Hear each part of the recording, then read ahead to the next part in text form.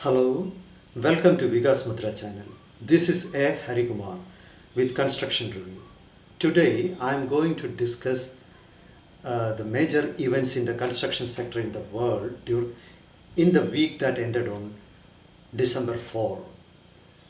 The European Union announcing a global gateway project, which is a major initiative aimed to increase connectivity of Europe with the rest of the world, has been the most widely reported and discussed event in the construction sector last week. And moving on to India, Prime Minister Narendra Modi launching an economic corridor project between New Delhi, the capital of the country, and Dehradun, the capital of the North Indian state of Uttarakhand, has been the most widely reported event. And down south in Karnataka,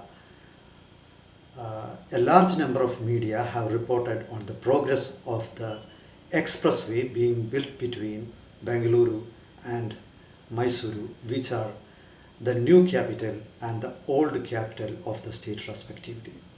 And in Kerala, the state government announcing a novel initiative to publicize the defect liability of roads in the state has been the most widely reported event. Now let us discuss these events in detail.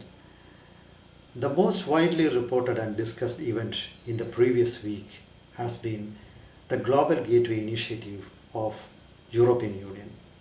The European Union Commissioner van der Leyen, who announced it formally, projected it as an alternative to One Belt, One Road project of China, which aims to connect China with the rest of the world and increase Chinese influence in the world.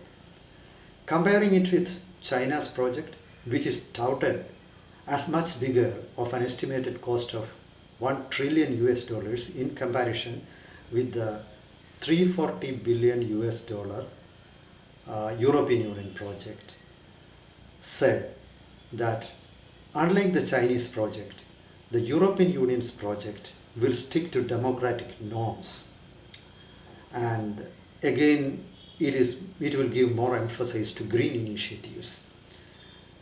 China retorted, saying that European Union's present infrastructure and wealth has been the result of the plunder made by European forces in 19th century, and the infrastructure and the wealth of Europe is built on the ruins of the third world. So the Global Daily denounced the European Union's global initiative, global gateway, saying that this is of much smaller size and Europe's incapabilities have been exposed by this project. However, the European Union is pointing out that Chinese project has pushed many countries into a debt trap. So it is sure that in the coming days, European Union and China will be engaged in a competition to establish their influence in different countries in the world. And the European Union, similar to China, is offering grants, guarantees, and soft loans to many countries to build infrastructure. So now you have three major forces in the world launching infrastructure initiatives. The US infrastructure bill, however, is confined to within the United States, but of course US may have projects or programs to connect the Americas with the rest of the world and increase their influence in other countries by granting infrastructure loans. Perhaps in the coming days, the world will see more initiatives in the infrastructure sector, and it is widely said that the coming decade is going to be that of infrastructure. And unlike previous years, when we saw the manufacturing industry making giant strides and the service industry also making giant strides. So now let us discuss about India. Prime Minister Narendra Modi launching an economic corridor between country's capital New Delhi and Dehradun, the capital of North Indian state of Uttarakhand, has been widely reported and discussed.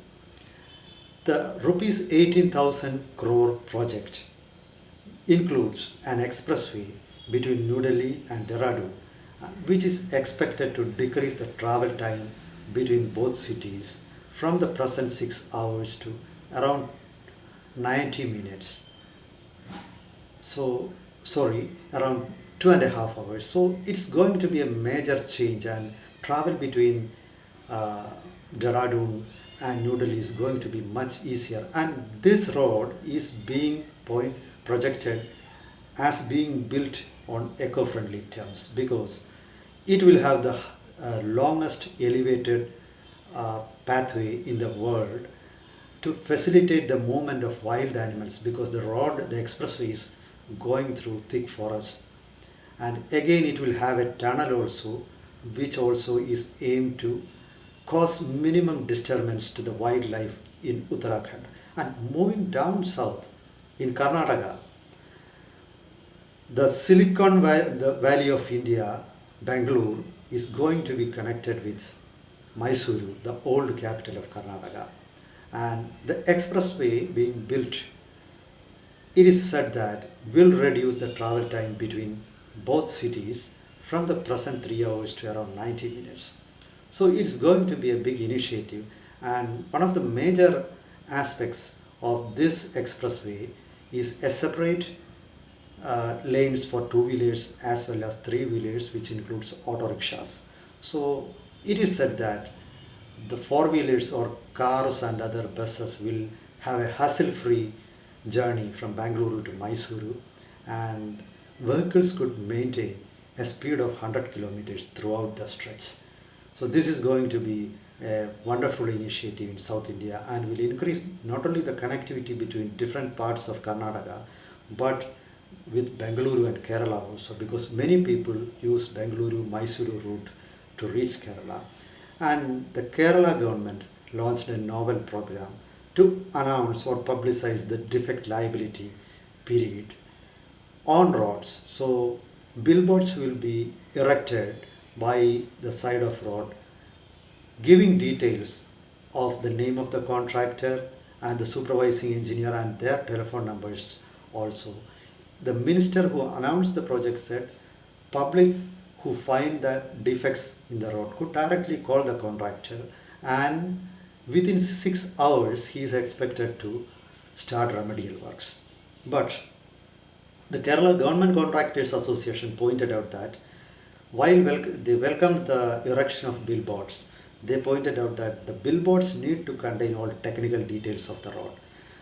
They said blaming just contractors and taking away responsibility from engineers and all other sections will not do good for the maintenance of roads. Actually, putting blame on one section and is like passing the buck, and the real responsibility lies in different aspects. They said the billboard should contain the technical details, which include the load capacity of the road and the vehicle capacity of the road. So only when these things are maintained, a road could sustain. They points out that the supervising engineers and the other authorities which give permission and which give clearance to the roads are also responsible for the technical defects. In fact, the Contractors Association says the defects on the technical side should the responsibility should rest with the engineer. So while welcoming generally the initiative, the contractors in the state want the other sections also to share the responsibility, because they say the technical designs are being prepared by the state public works department and approved by it. So they are not responsible for the technical faults, and only the execution part is being done by them.